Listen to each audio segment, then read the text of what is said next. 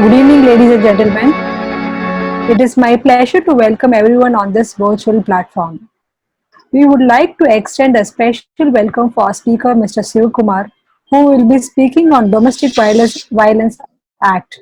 We are excited to have you all here to participate in this very special meeting organized by Madras Presidency Lawyers Forum.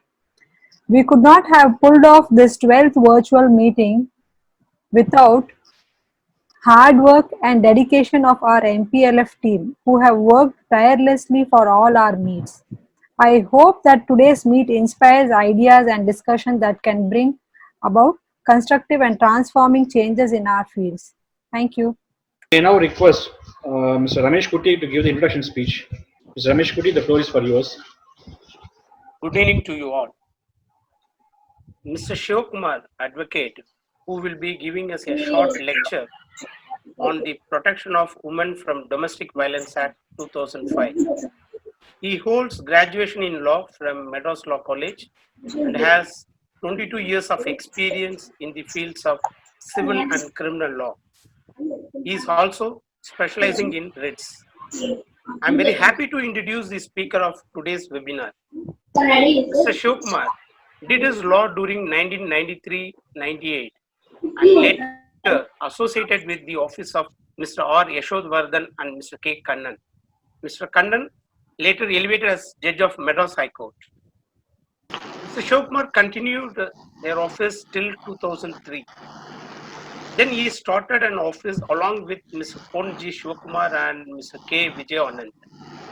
After a sudden demise of his partner, Mr. Pon G. Shivakumar, he started an independent office at Tambichetti Street and very successful till now. During the college days and early part of his career, Mr. Shivakumar was very active in various social movements.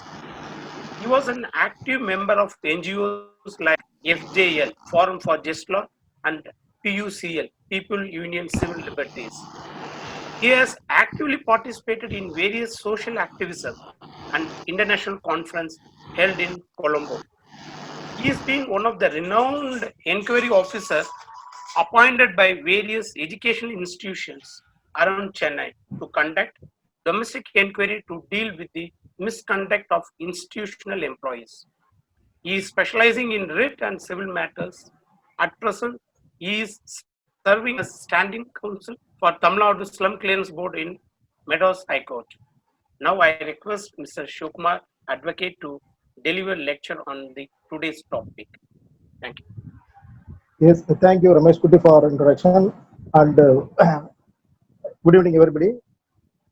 I am first thankful to the MPLF team for giving me this opportunity to give a webinar on the protection of women from domestic violence act 2005. I am only giving the outline of the act. Honestly speaking, I have conducted only one case under this act. Actually, the act was passed on 13th September 2005. It's a civil law aimed at providing a fourfold support system to women who have suffered violence at home.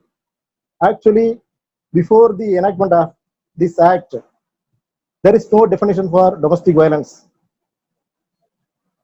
Women could only seek recourse under the Indian Penal Code under section 304B, dowry death, and 498A, cruelty by husband or his relative.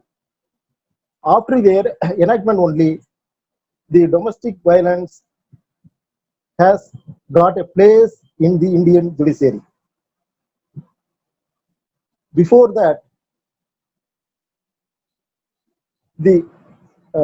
our India has participated in international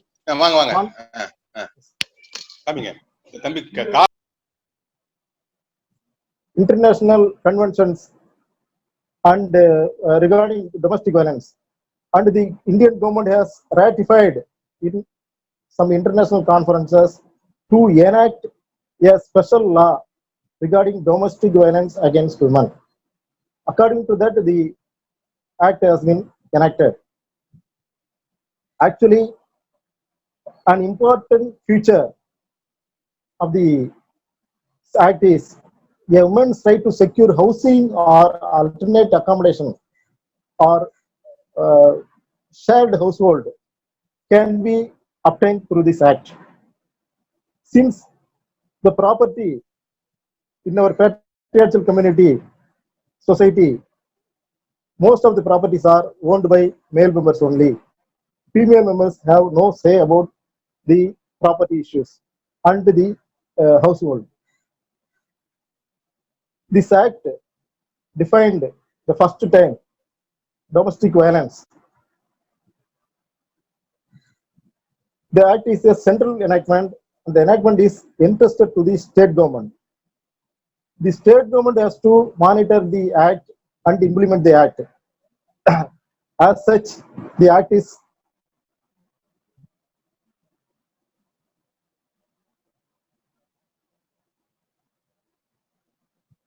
formulated. There are 5 chapters and 37 sections in the act. The first chapter is preliminary, and the second chapter is dealing with domestic violence, and third chapter is Shivakumar, your powers. voice.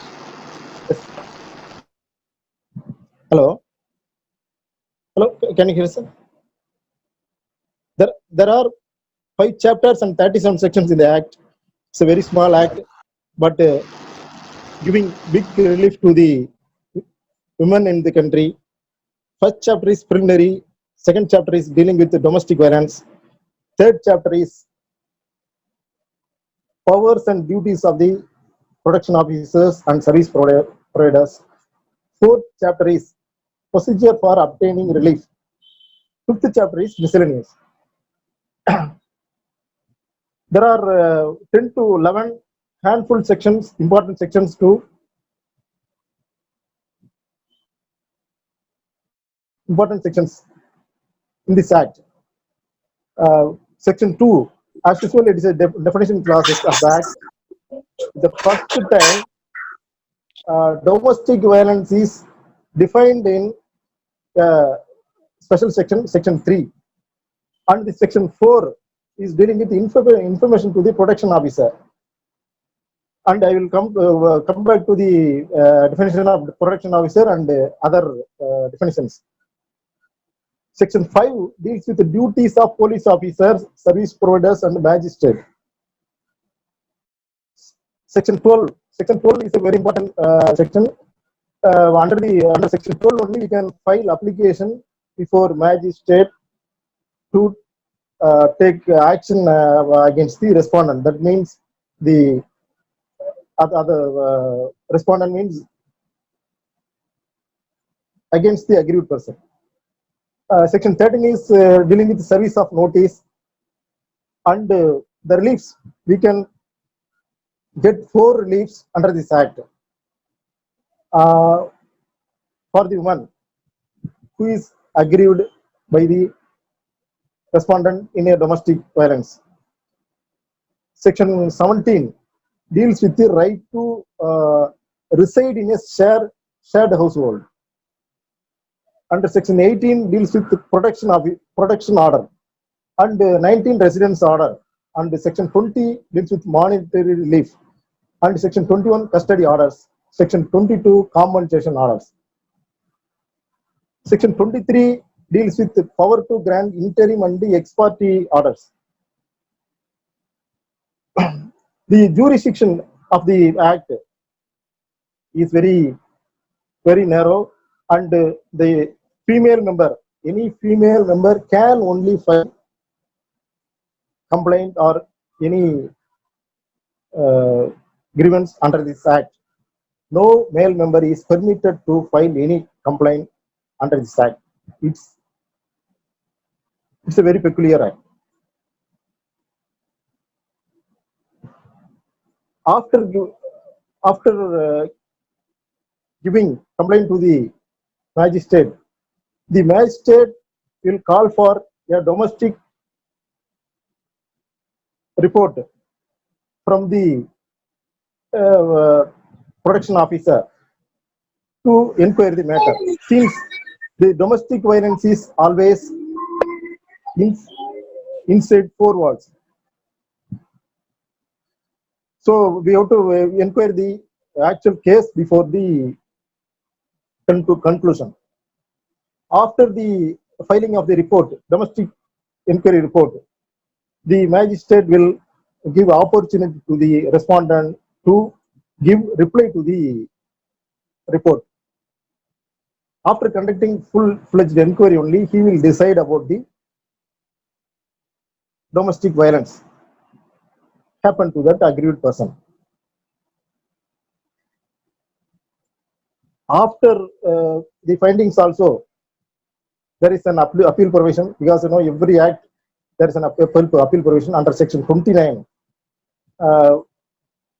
Any party, any affected party can file an appeal before the principal district court,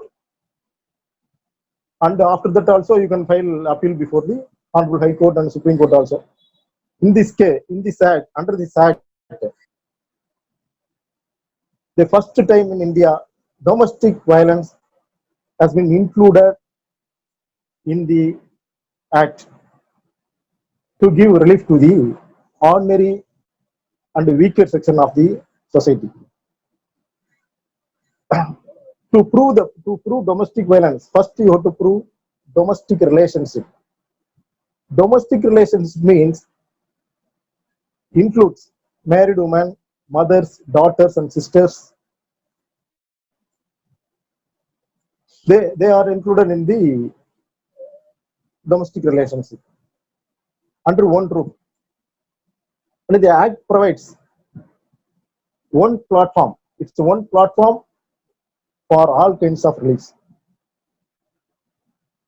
Criminal provisions like section 498A and are not always used in domestic violence cases.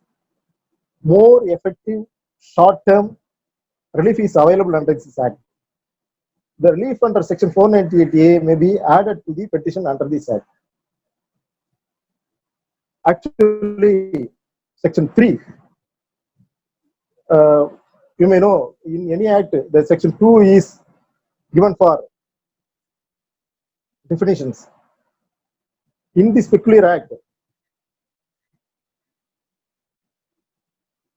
domestic violence is defined. The domestic violence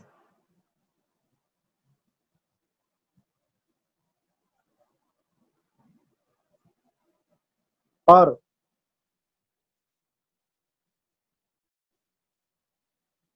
domestic violence means causing hurt, injury, or danger to life, limb, safety, or well-being, whether mental or physical.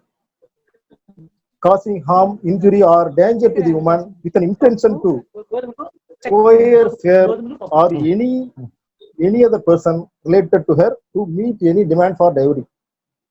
Before that, Dowry Prohibition Act is there, and IPC section 498A also there. Under this act only, the abuse under the domestic violence was classified as physical abuse, sexual abuse, verbal and emotional abuse, and the economic abuse. Physical abuse includes hurt of any kind, assault, criminal intimidation, and criminal force. Sexual abuse, such as a conduct of a sexual nature, such as forced sexual intercourse, forcing the aggrieved person to watch pornography or other obscene materials, forcibly using women to entertain others, any other act of sexual nature, abusing, humiliating. There are etc. etc. And now in the technical world, lot of other things also there. And the verbal and emotional abuse, this has a vast definition. Since women are taken for granted in all households, verbal and emotional abuse is happening every day and night. So they have included in this act, but the definition is little bit detailed. You know, it's actually the concept is to prevent married woman from the domestic violence. And another classification is economic abuse. Economic abuse means, you know, to force women from for dowry, or to fetching property from their side, the in-law side. And the economic abuse also classified that actually it is preventing from accessing or using any part of the house, preventing or obstructing one from carrying on employment, non-payment of rent in case of rental accommodation, selling or pawning Sridhan property, or any other valuables without informing and without consent, forcibly taking the salary from the woman, income or wages from them, non-payment of other bills. That means, you know, if you're not paying their phone bill also, it's coming under economic abuse. So it's a very wide definition. And in this act, it's very clearly stated that who can file the complaint, because in every act, locus standi means, you know, if you are the sufferer person, then only you can file a complaint. In this case, aggrieved persons means who is or has been in a domestic relationship with the respondent. The respondent means a male member or and relative of that male member, and who alleges to have been subjected to any act of domestic violence by the respondent. So she can only give the complaint under this act. As per the act, all women who may be mother, sister, wife, widow, or partners living in a shared household may be affected person. The relationship may be in nature of marriage or adoption. In addition, relationship with family members living together as a joint family are also included. And who can file complaint? Who can file complaint means, you know, under this act, complaint should be filed before the magistrate or protection officer or police station. So any woman who alleges to have been subjected to any domestic violence by the offender or any other person may file a complaint on her behalf or on behalf of her child, and she can file against husband or the male partner only.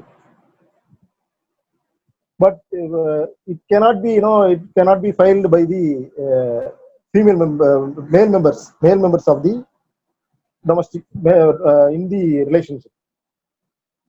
As like the mother-in-law cannot file an application against a daughter-in-law, because most of the cases, you know, mother-in-law touches daughter-in-law, and daughter-in-law may give trouble to mother-in-law, but both cannot file case against them inter alia. But the mother-in-law can file complaint, lodge a complaint against daughter-in-law along with her son for abetting her son.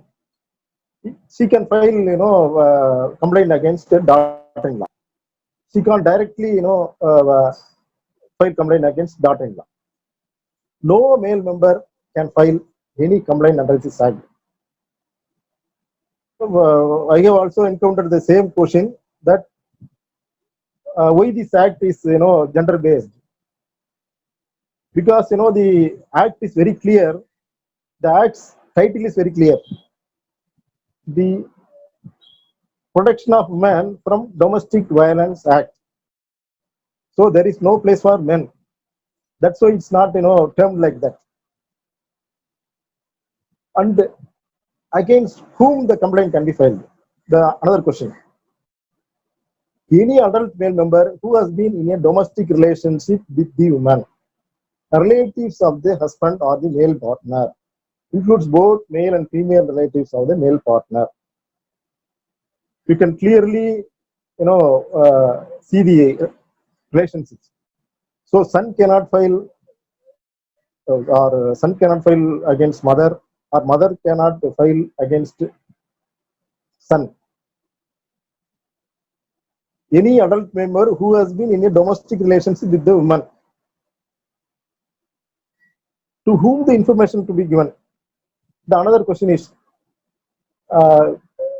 okay, a woman affected by domestic violence, she want to give complaint. In our society, the woman cannot go to the police station directly and file a complaint against the husband. That too, incident happened inside four walls. It's very difficult in our country, to explain that what happened inside the four walls. It's very, very harassing question for abrasive, embracing question for women in our country. So she can give a complaint to the protection officer appointed the government to file a complaint, to take complaint and inquire the complaint in every district of the state. In every district headquarters, the protection officer office is situated, and the woman can directly go to the protection officer and file the complaint under this act. And she has to prove all the happenings, and she has to give details about the what are the domestic violence happened to her, and she has to give separate statement under this act. And she can call for she can give details about the in-laws also, how the in-laws are treated her, and other things also she can give. After taking the complaint, the protection officer will call for counseling or inquiry with the respondent. If there is a compromise, the protection officer close the file in that stage itself. If there is no compromise, or the complainant is very adamant to proceed against the respondent, the protection officer has no other go, has to file a case in the jurisdictional magistrate court with all the details. After taking file, the magistrate will direct the protection officer to file domestic inquiry report, DIR. After taking the report, the magistrate can pass, give relief. There are reliefs, stated in the act. One, the magistrate may direct the respondent or the aggrieved person, either singly or jointly, to undergo counseling first. The magistrate may direct that the woman shall not be evicted or excluded from the household or any other part of it. If considered necessary, The proceedings may be directed to be conducted in camera. Most of the cases conducted in camera only. Issue protection order providing protection to the woman. Grant monetary relief as under section 125 CRPC. This act also has the same provision. Grant monetary relief to meet the expenses incurred and losses suffered by the aggrieved person and any child of the aggrieved person as a result of the domestic violence. Grant custody orders, that is temporary custody of any child, because the child custody only under the jurisdiction of the principal district judge, but the temporary custody only can be dealt with by the magistrate level under this act. Grant compensation damages for the injuries including mental torture, emotional torture caused by the act of domestic violence committed by that respondent. And breach of any order.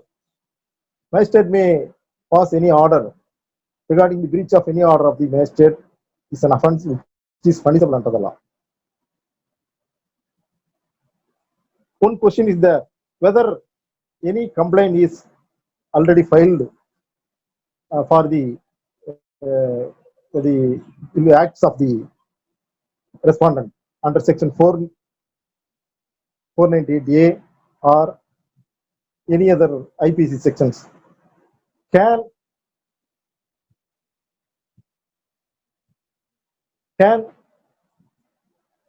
a magistrate pass orders over and above that order? Yes, simultaneously magistrate can pass orders under this act also, in addition to the existing laws.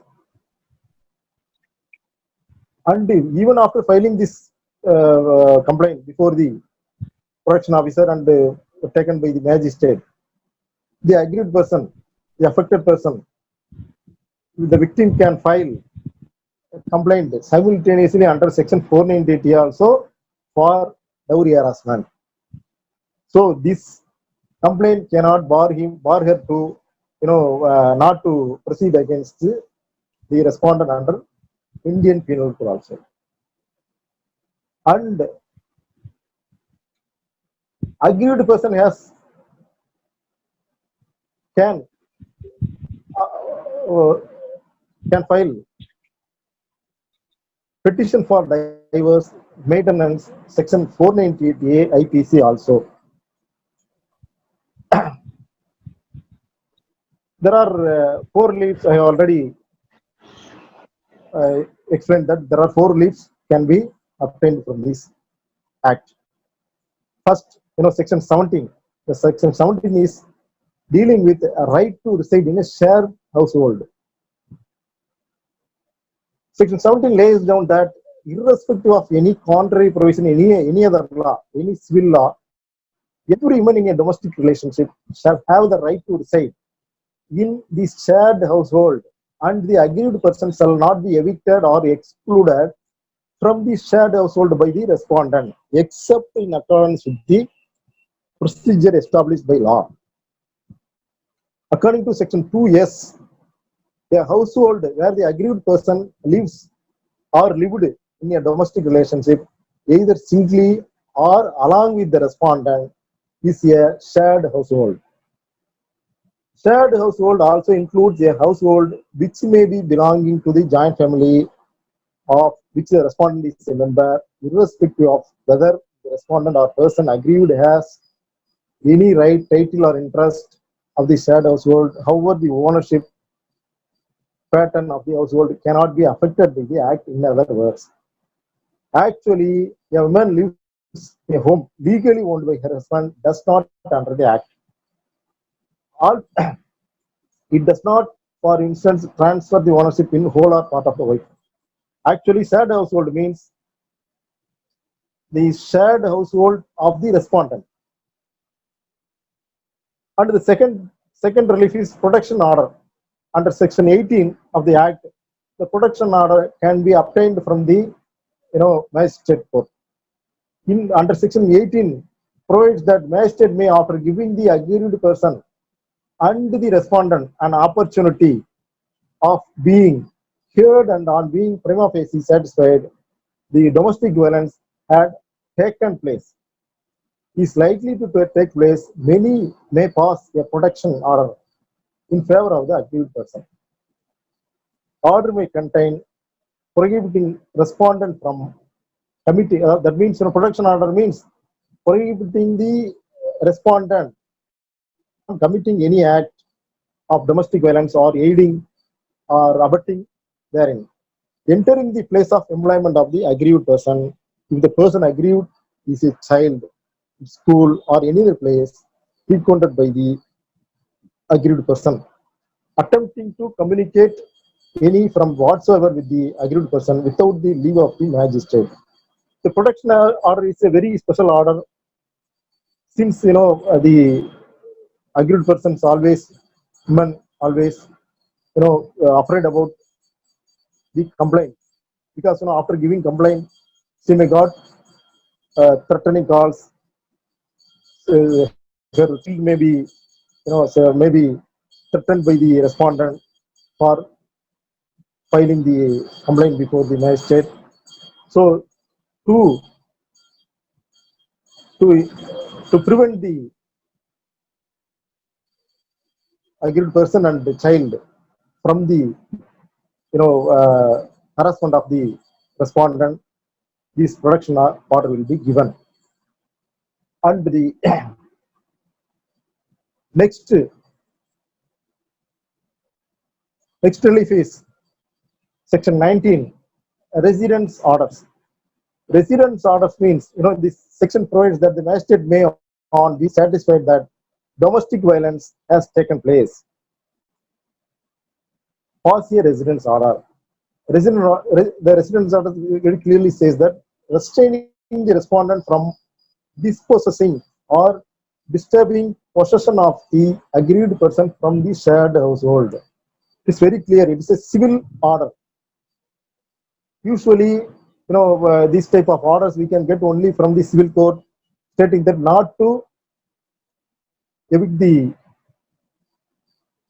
person, any affected person, without due process of law. But in this, under this act, the aggrieved person, that woman, can easily get this order from the magistrate. The magistrate can pass order restraining the respondent from dispossessing or disturbing possession of the aggrieved person from shared household. Direct the respondent to remove himself from this shared household. That also an important provision. The magistrate can direct the respondent to remove himself from the shared household. And the third,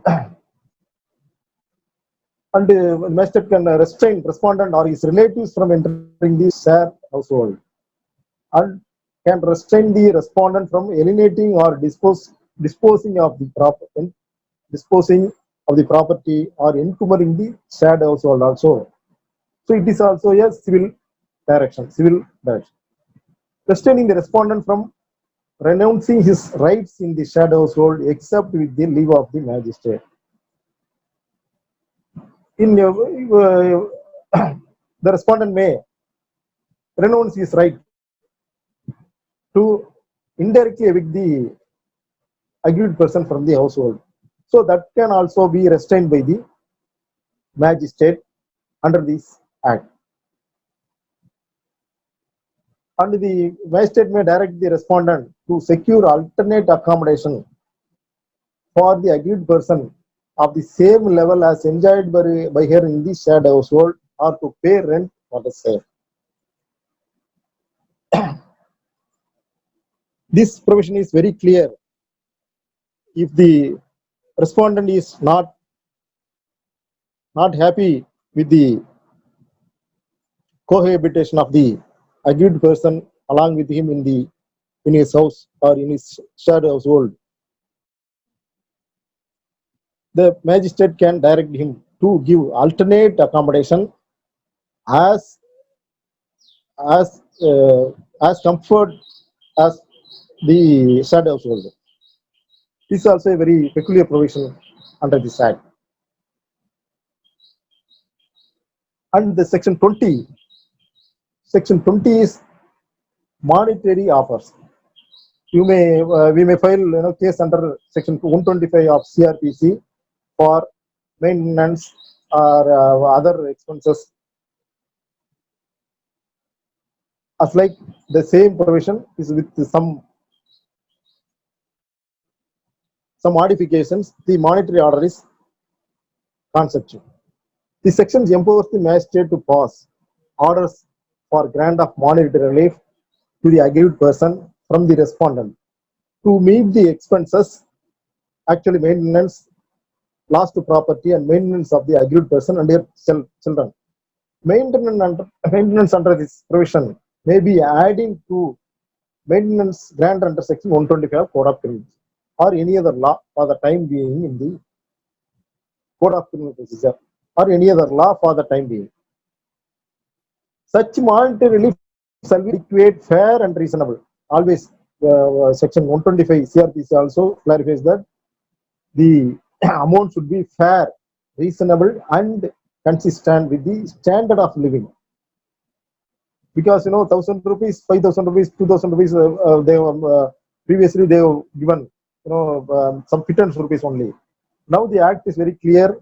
Such monetary relief shall be adequate, fair, and reasonable and consistent with the standard of living.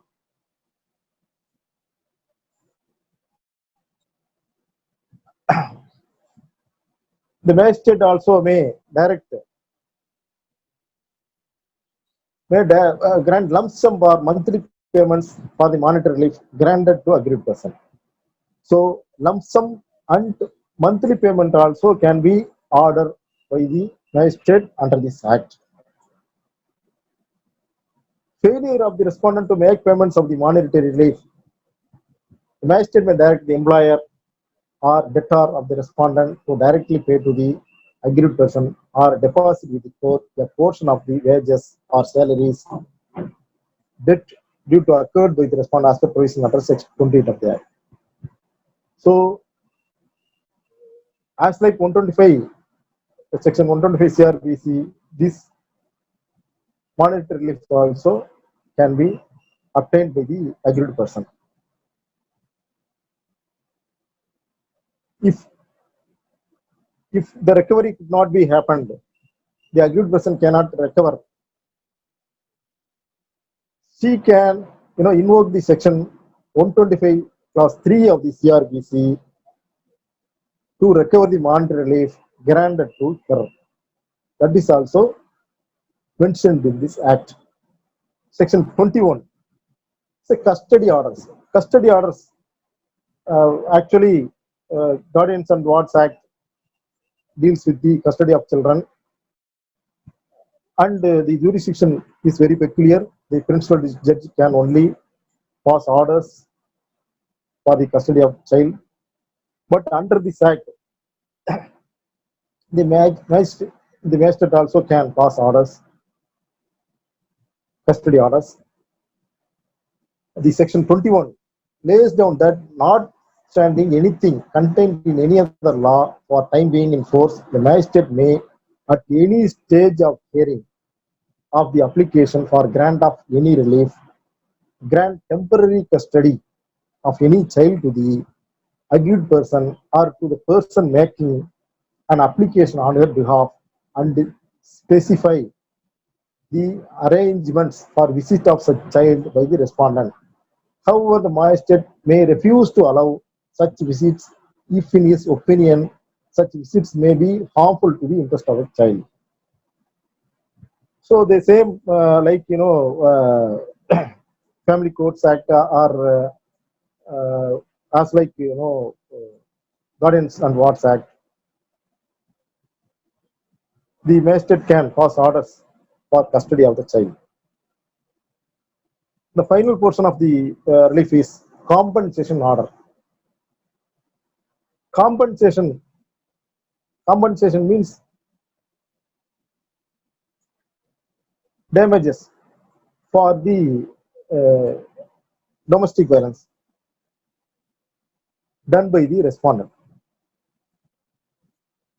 The section 22 lays down that in addition to other reliefs which may be granted under the Act, the magistrate may, on an application by the applicant person, pass an order directing the respondent to pay compensation or damages or both to the aggrieved person for the injuries, including mental torture and emotional torture, distress caused to her by domestic violence by the respondent. So this is a compensation clause, damages clause, and most of the cases, filed for lump sum amount as a compensation. So the four reliefs already completed. Power to grant interim and ex parte. The section 23 deals with power to grant interim and ex parte orders. It's also very peculiar. The magistrate, after satisfying that the domestic violence done by the respondent is proved, the magistrate may pass such interim order as he deems just and proper.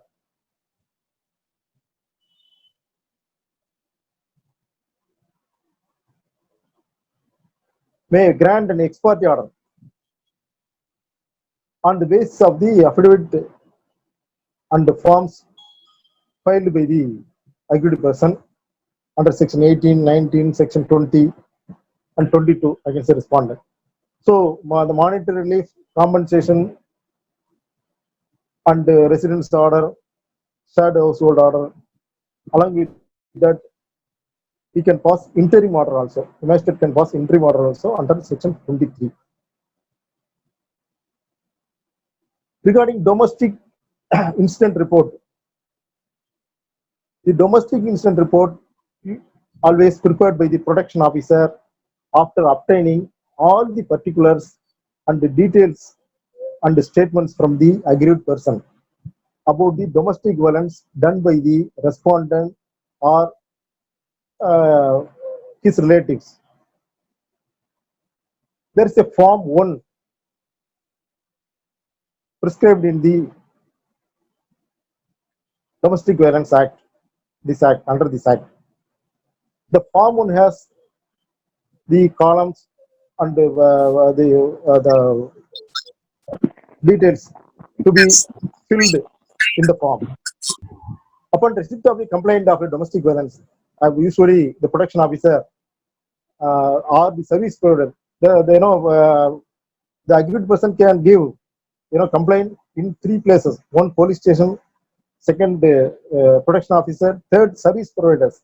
The service providers is they are registered organizations under the social welfare department, and they can also file a complaint on behalf of the aggrieved person if they approaches the organization. Usually most of the person approach only protection officer, and after obtaining the complaint, after there is no compromise, the protection officer will prepare the DIR, domestic incident report, since the domestic violence usually happened inside 4 walls of the house.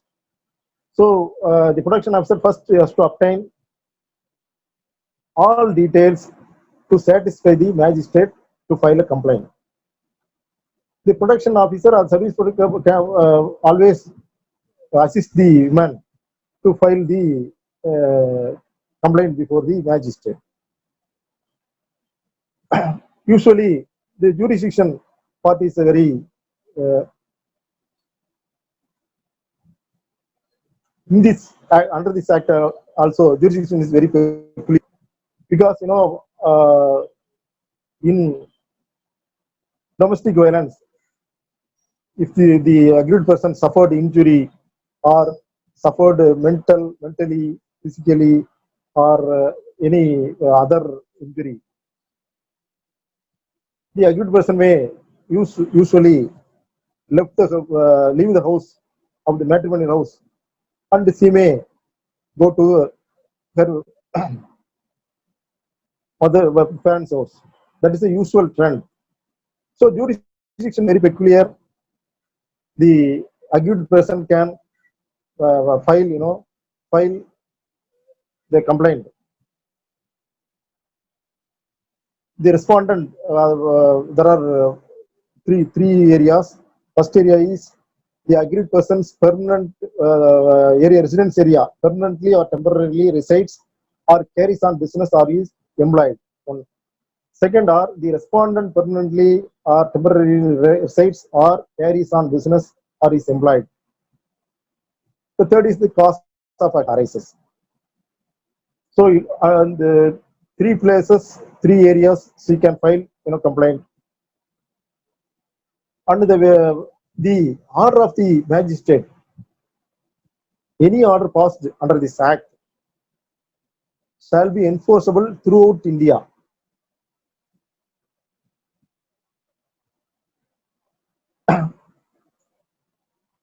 As like other acts, under this act also there is a appeal provision. Under section 15A, any order, that means any order, that means interim order or final order of the magistrate are appealable, whether interim or final. However, appellate court shall not usually interfere with the discretionary power of the magistrate. Usually, there is no interference. The appeal shall not be made regarding purely procedural orders which do not affect the rights and liabilities of the parties. So, appeal lies before the principal district judge of the concerned jurisdiction. Penalty for breach of protection order. Penalty. If any order, there should be a penal clause also. Section 31 provides that the breach of protection order or an interim protection order by the respondent shall be an offence under the Act, punishable with imprisonment of either description which may extend to 1 year or with fine which may extend to 20,000 rupees or with both. Provides that the offence of breach of protection order or interim protection order shall tried as far as practicable by the magistrate who had passed the order which is alleged to have been breached.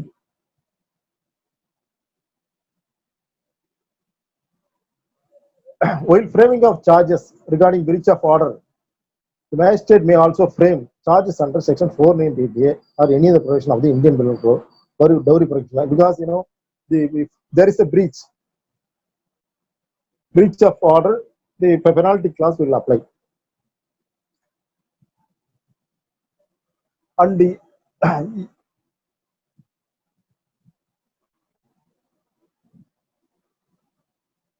the jurisdiction and the who are all the aggrieved person, there are a lot of cases also. Under this act,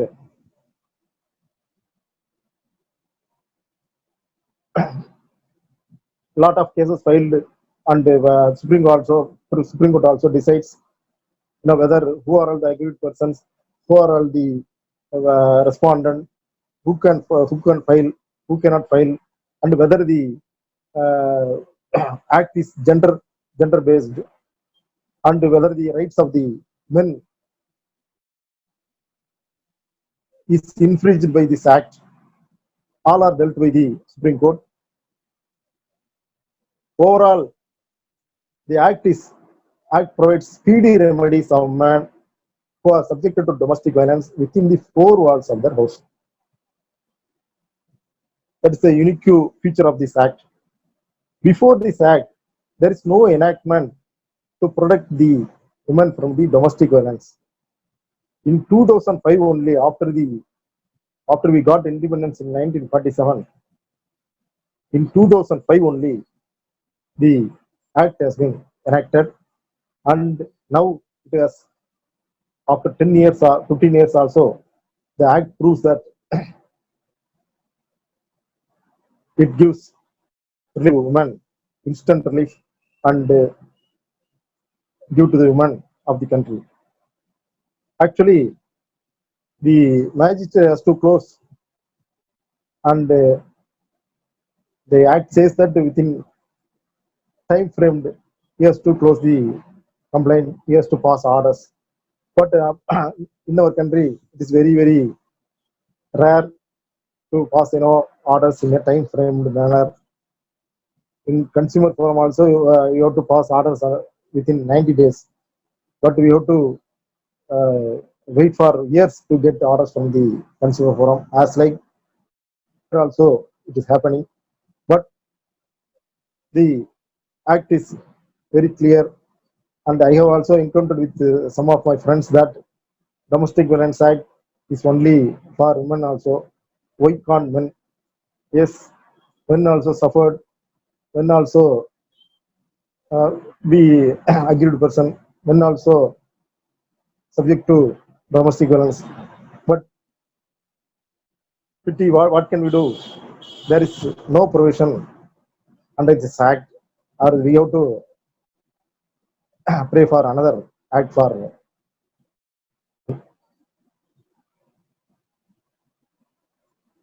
It's the act aimed at providing a simplified procedure to women who faces domestic violence access to civil and quasi-criminal remedies. And I have got one more judgment in 2009, Criminal Law General 107. Because we questioned the jurisdiction of the magistrate. How can he gives interim orders without hearing the respondent? That is because the first principle of judiciary is the other side should be heard. That is the first principle. Here, the respondent challenging the granting the interim relief by the magistrate. The Bombay High Court decided that to give interim relief, the magistrate will have to consider the nature of the reliefs sought in the main application under section 12 of the said act in as much as an interim relief under section 23 of the said act. In the main application, it is also held that there is no need for separate application for interim relief. That's also decided. So there is no in civil cases we used to file. In main case we file original suit, and in addition to that we will file interim application for ad interim injunction. Here it says that no need for separate application for interim reliefs. And the another case, my friend says that in 2011-3 SCC 650, the Supreme Court put the issue to rest of the grounds that the provisions of section 2Q do not preclude husbands or male partners, female relatives from the scope of prosecution that may be lodged under the Domestic Violence Act. Yes, here, who are the aggrieved person? There is a very clear definition that who are the aggrieved persons, who are the respondent. The respondent should be a male member. That is very clear, because the domestic violence only by men. Here, who can female member be added as a party? Yes. Usually in 498A proceedings, the woman will give, file complaint against in-laws. That means, her husband, her mother-in-law, her sister-in-law, and her brother-in-law. So in this case also, under this act also, they can be implemented if they are cohabiting or they are residing under one floor and one roof. So they can be also proceeded for the domestic violence as like 498A proceedings.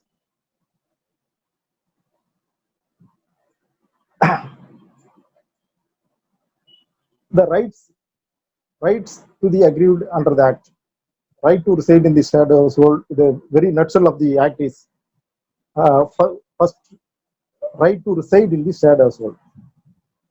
Second, protection orders issued to the respondent for the victim's safety. Safety first. Residence order be issued against the respondent as to whether or not he may stay. Monetary relief. Full custody of children may be given to the victim. Penalty to respondent for not following order. Penalty to protection of user. These are all the peculiar rights of the aggrieved person. This act provides short-term relief to the women who are all subjected to domestic violence in the very in our family setup. Usually, the women will not come out of the house to give complaint against their own husband, their own in-laws.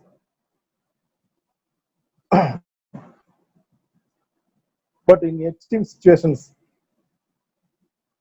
the woman will file complaint for the domestic violence done by the respondent. In other cases, under IPC, the police will intervene and may take take the woman for granted. Here, the act itself provides a person appointed a officer, protection officer, to take care of the welfare of the woman, take the complaint, prepare the complaint, to file before the magistrate, to assist her in the proceedings, to get the relief for the woman. That is a very, very peculiar, unique feature of this act. So women will have a comfort litigation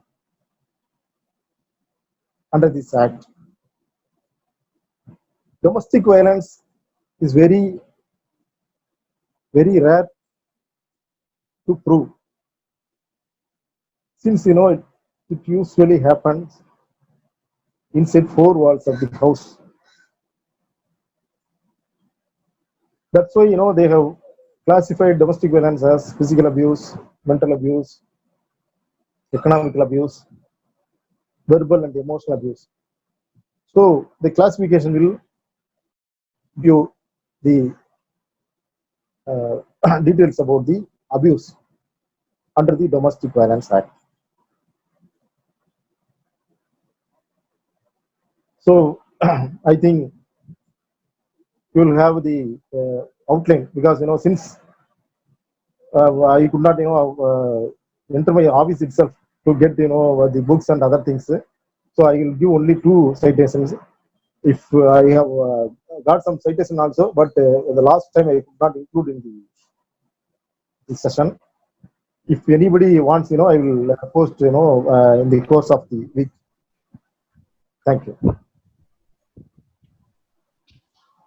Good evening to all. Thanks to Mr. Shivakumar for a wonderful session on the topic of Domestic Violence Act and an overview. May I now request Mr. Rajendran give an impression, please. Mr. Rajendran. A fine evening greetings to all of you, all the brethren and sister advocates who have been there, and all the other friends over there. The new rise topic of the domestic violence, and I think our brother advocate Shivakumar had gone elaborate in his own soft methods by which to take it. It's a new subject, and maybe it is a lot of theoretical things, so we would have gone slow. But the act becomes more dynamic, and almost like a dynamite, it sometimes hits. So a lot of radical things are there. And of course, there is going to be some more role of the counselors and even some more prospective things. Like our advocate, Brother Shivkumar pointed out that as regards the men, there's definitely there is some lacuna of reversal there. But at the same time, there is the subjective satisfaction of the magistrate is there. So that leeway, I think we as the advocates will be playing in over there to save good men who sometimes get unfairly hit. But by and large, a good act for the benefit of the women, because whatever be said in this world which is developed, we find even up to this 21st century, there are definitely violences. And a good topic, and definitely Madras Presidency Association has done a beautiful way of bringing in the presenters, and commendable way by good elder brother Ravi Meenakshi and my good sister Jayati Shah and Manikandan and Shiv Prasad. A wonderful way it has started, and one topic of the other it's going on. Maybe for one day I'll also be finding something which my brother was telling me. Maybe I'll take a little more time to come in, because I want a lot more of the people to come in and make that a good way. We're spending some useful time during this Corona crisis. Wonderful way, Brother Shivkumar. Thank you, sir. Thank you. And thanks for all the participants. Thank you, Mr. Thank you. A wonderful way. Thank you. Wishing you all the very best. Thank you, Mr. Rajendra. Yeah, may I request the participants to raise their questions. You can raise your hands on the menu that is available there. So based on that, we'll unmute the person, raise the questions. Mr. Sundaram, you can raise the question. Thank you, brother. Brother Shivkumar, one question. Yes, I mean, it was a clear view of how the violence is being cropped up, and probably you gave a narration of a few instances. It's a great explanation. I have a doubt. With the scenario being changed these days, okay, with more number of violences coming across other gender as well, okay. Is there any citation yes. that you can see? It is obvious. You made it very clear, saying that men can't give and mother-in-law. Yes, sir. So Very you clear, gave very so clear, very many. But is there any citation across where we can pick up as an example, saying that yes, the other gender is also into the suffering mode? I see on and off in papers that even the men are in the suffering part on a better ratio now.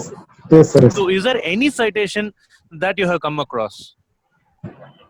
No, sir, because under this act is very, very clear that it is protection of women. There is no mention about the men. But you can freely file any complaint under IPC. So it's because before this act also there was domestic violence happenings everywhere, and they are giving complaints also under the IPC. So it is very you are free to file. The men can free to file complaint under IPC. Why do they rely upon this act? So there also before 2005 enactment of this act, domestic violence was punishable, but the sections are different, and the magistrate will treat like accused. Here it is very different. So Anita there. Anita, you can unmute yourself. Can you hear me now? Yeah, Yes, we are able to hear. Yes, a very nice lecture. Interesting. I always thought that domestic violence is very, very simple, like 125 CRPC. But now Yes. I realize it's a real task involving act. Nice detailed presentation. Congratulations to the presenter as well as the Madras Presidency Forum for bringing up every time a new topic and a new speaker, which makes this webinars more interesting and keeps involving all the participants without fail. I congratulate the entire team, and yes, the presentation was very, very nice. Thank you so much. Thank you, Badwani. She is from Mumbai High Court. Thank you, ma. Thank you. I think since people are at home, they don't have much questions, I think. Suresh? Yeah. Yes, Suresh. Yes. Thank you, Anna. Thank you, Meenakshi Anna. And thank you very much, Mr. Shivkumar sir. Yes, You are sir. very Thank you. pleasantly Welcome. explained everything. I am very happy because I am having some cases on in that particular field. Really. And one more thing I have to add with you to viewers, that it is not only difficult for the victim, it is difficult for the advocate who is conducting the case to prove the case. Okay, really. Before Always, the magistrate, it is not that much of easy to go before him and let him to understand the case. It's a very big task. Yes, support. Yes. Being practicing that, it's a very big experience. Yes, And sir, yes, sir. as our brother Shivkumar sir said, that it has to be completed in 6 months, but it won't be like that. Thankful to Shivkumar sir, Thank you. and Thank you. I am thank you to the opportunity. Thank you very Yeah. much. Next, anyone? Ramesh Kutti, you can unmute yourself. I'm not here to raise any question per se. I just Okay. want to respond to your statement.